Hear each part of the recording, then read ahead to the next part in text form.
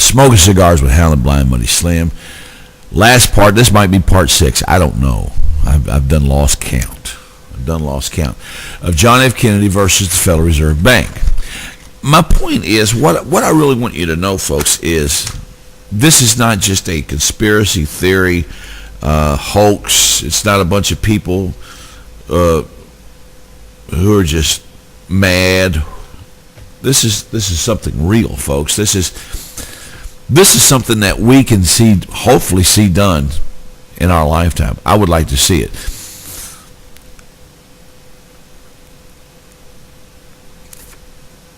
We've got a lot of people out now. It used to be a very small number of people.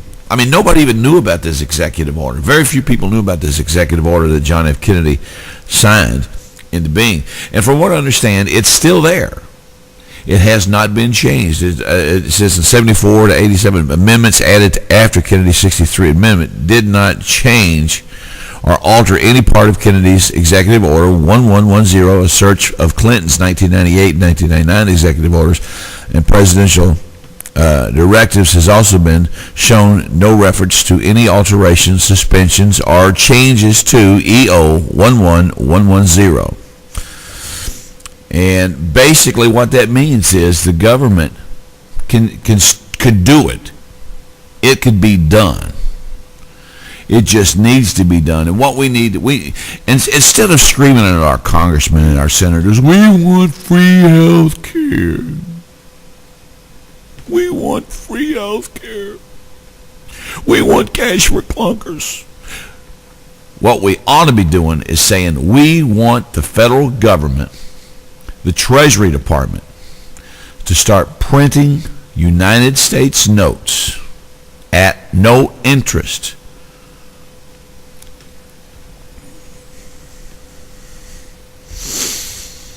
And get us out of debt. Now, I'm going to read you something here, and I don't claim to be a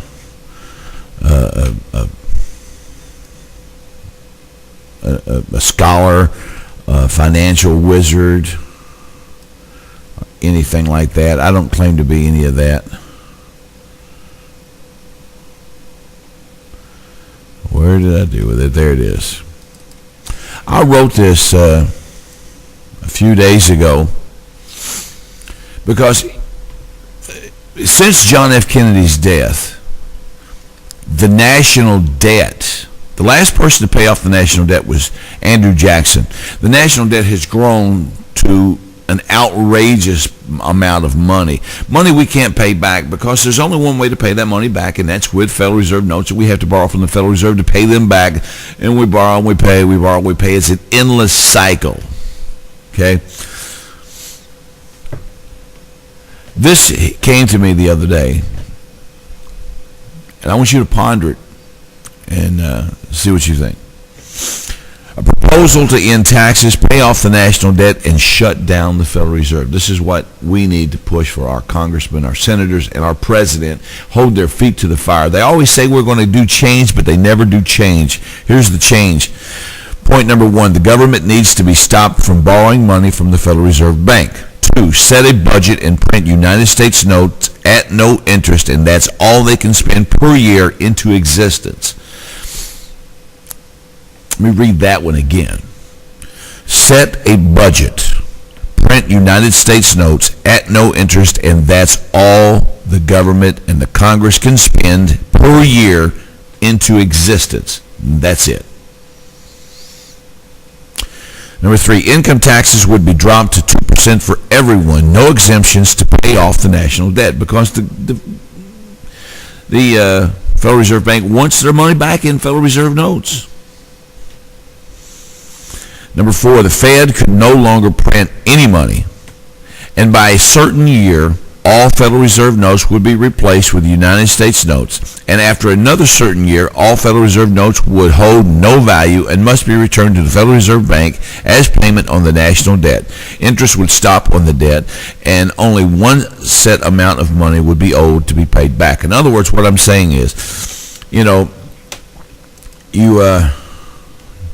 buy a car, and you say, I can't make the payment. this month. But let me pay on the principal.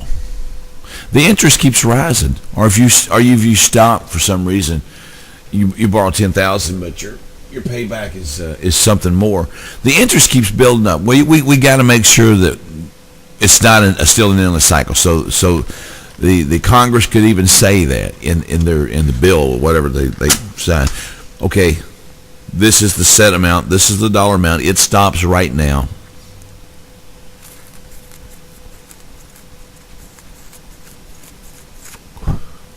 And that's all you're going to get back. It's all you're going to get back. Income taxes would be 2% on everybody, not just everybody, the rich. 2% of theirs. No exemptions. You can't hide your income behind a car or a business that's failing. No, 2%. 2% for everybody. The Fed would no longer print any money, and by a certain year, all Federal Reserve notes would be replaced with United States notes, and after another certain year, all Federal Reserve notes would hold no value and must return back to the Federal Reserve as payment on the national debt. Interest would stop on the debt, and only one set amount would be owed to be paid back. As a result of this, the people would see their buying power increase due to the fact that they would have more money to purchase or expand business. All loans could be made with banks in the form of small interest loans. The fractional reserve practice of banks would end.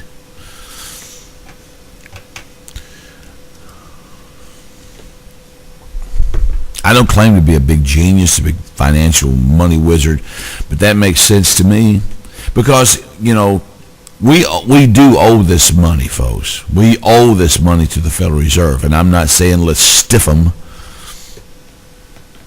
Hell, we're America. We pay our debts.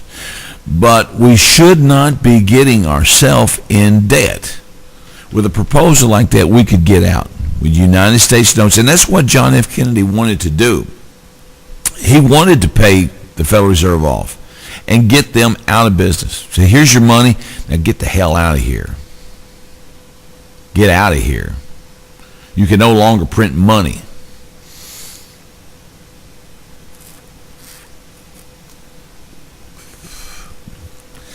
Debt's an evil thing. I understand at times you have to go into debt for something, but you don't go into debt for 100 years. We've been owing money to the Federal Reserve Bank since 1913.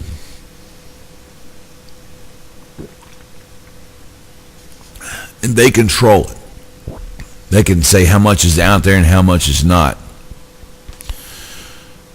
And with the banks, with the fractional reserve banking system, can also create money and expand the money supply. This financial crisis was about to happen. Your local bank, if you went down right now, if everybody in your local who banks with your local bank went down and said, I want all my money out, they would close their doors because they could not pay it, because that money exists only in writing, most of it. And they would have to borrow from the Federal Reserve to pay off all their debts.